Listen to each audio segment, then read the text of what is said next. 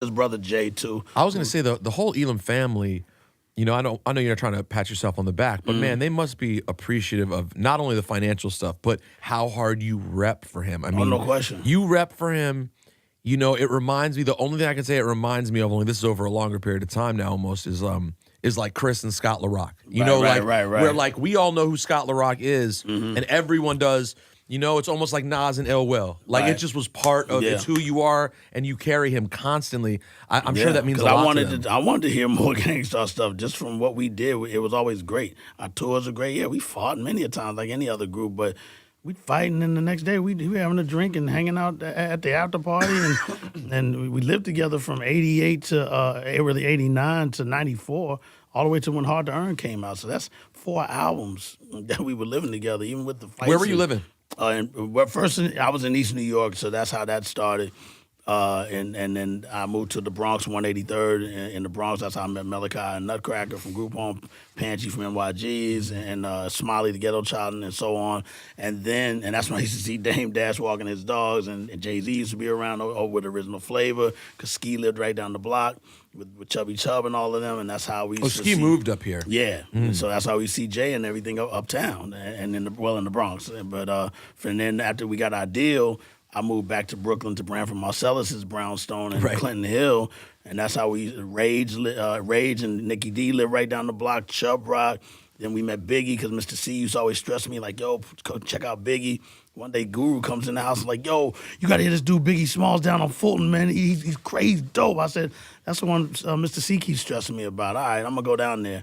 And they're down there rhyming. That's how we met Junior Mafia and Kim, and Lil Dap used to be like, yo, Kim, come here, girl, come here, girl. Dap used to get Kim? Yeah, he used to always push up on Kim. She's like, yo, did you leave me alone, Dap?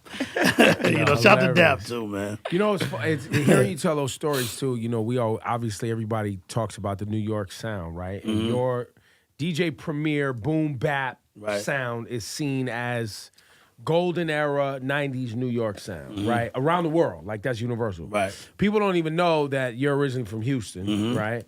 And that Guru's originally from Boston. Right. Which I think, for everyone that comes from all over the globe, Caribbean folks, African folks that come to New York, that creates what the New York sound no doubt. really Shout is. to Prairie View too, because I was born in Fifth Ward, and then my father got a job teaching at Prairie View. Yeah. Yep. And then he moved and built his own house. So then we moved there. But yeah, it's Texas and Boston, but it adds up to Brooklyn. And shout to PV, because I went to PV. I didn't graduate, but it's HBC. Yeah, you rep Prairie View very hard. Yeah, all the time. I was looking at old footage like, damn, I had a PV shirt on back then.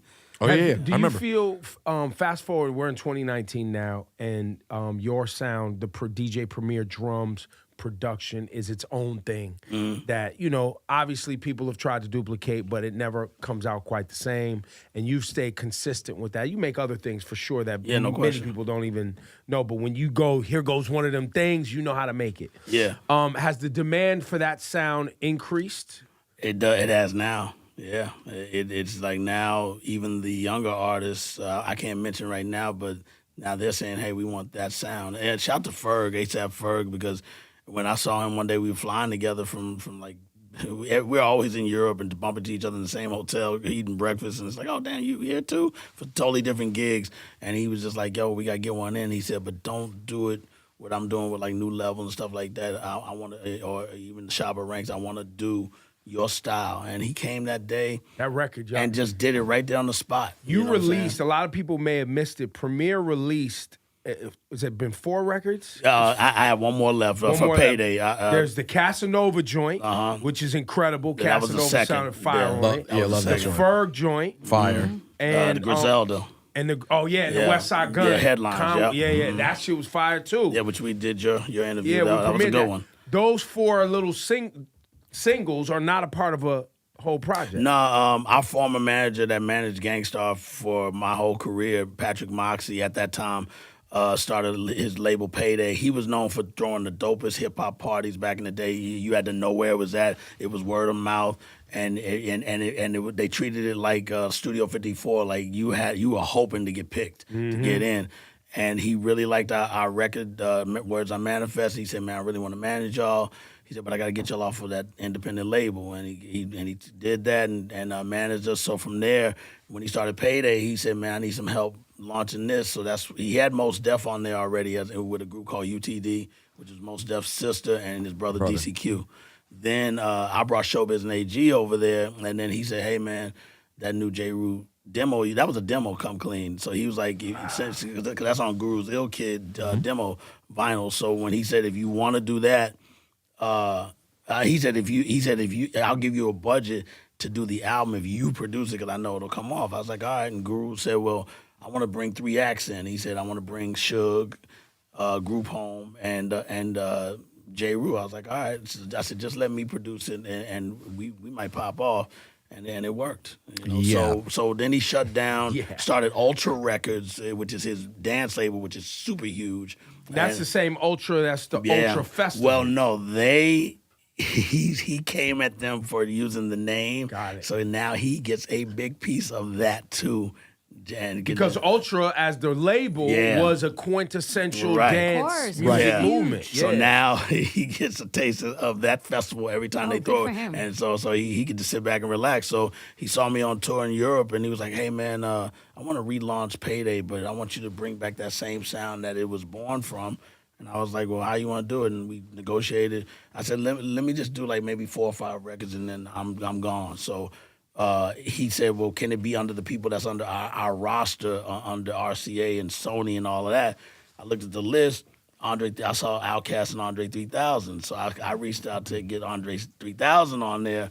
But they were like, right now he can't, but maybe after you're done with when you get to your 4th, maybe or maybe not. So I'm like, well, let me wait till. So what happened? Well, we haven't done the 4th one yet. So I said, all right. So then I looked at the list and I said, oh, A$AP Rocky, A$AP Ferg. We've been talking on the plane 2-3 times in different countries. Reached out to Ferg. He said, man, I'm in town now. I'm leaving tomorrow. He said, I'll come by right now. He came by, did it right there on the spot. And it's called, Our Streets is fire. The joint with Ferg is called Our Streets. Our Streets. Yeah. You may have missed it. I want to run that. Then we're going to get back to the new Gangstarr album, one of the best yet, because we got to play a couple of more songs off that. We got DJ Premier here. It is Hot 97. Yeah. Ebro in the Morning, Laura Styles, Rosenberg. Premier is here. Premier. Yes. What's the website where people can buy the gear? Because when you buy gear from the site, the whole squad eats. Yeah, because it's a blog. It's actually a blog as well. But one of the tabs is shop. And it's premierwashere.com, but was is spelled WUZ, but it's all one word. Premierwashere.com. And hats, tees, hoodies. Oh yeah, all Gangstarr merch. What's the biggest seller? Gangstarr and actually all the Preem stuff. But the Gangstarr, is it the regular logo T-shirt? Oh yeah, we have so many different Gangstarr logo stuff. You always sell the original. That you just do. And I'm a consumer of merch. I've been going to concerts since I was a kid with my mom. And we really, really were always into buying the shirts together. Me and my mom used to go to Ike and Tina Turner when I was a kid.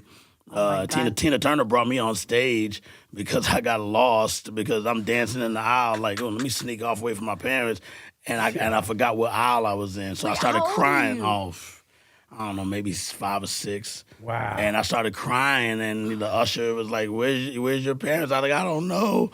And they're like, we got to make an announcement. So they took me to the stage. This is in Houston at the Sam Houston Coliseum. I'll never forget that. They said, and Tina's like, we have a little boy. He was lost. Your parents, can you come up here and get him? And my mom and them walked down, and she slapped me and said, boy, don't you ever go out the wrong way from us in here again. You know, my parents used to give me my spankings. So. But you got to meet Tina Turner at the same time. Oh, yeah. That's incredible. Got to see her wiggle up close. And the Ikettes. Of the projects you just mentioned, we were talking about earlier, the Payday projects, the Sunrise in the East, Living Proof. If you had to pick one of those fully, you know what? I'll even throw in the Return of the Boom Bap. Of all the outside albums you did where you fully produced it, if you had to take one of them, what's the one you take? It's crazy because when you say take, what do you mean? Like take with you. Like that's the one you're claiming. You have to claim it. I know what he's going to say. See, this got to be Group Home is like considered a classic, but I'm so proud of the J. Rue album because he was the first one out of our stable to blow. Like, because we're seeing Wu-Tang blowing with all their individual artists and as a group. and we were just so proud of J. Rue. But with KRS, Boom Bap was a big project too. But I just got to give J. Rue because he really was. He had his own lane lyrically, and he was repping BK and everything. What the fuck were you thinking when you made the original?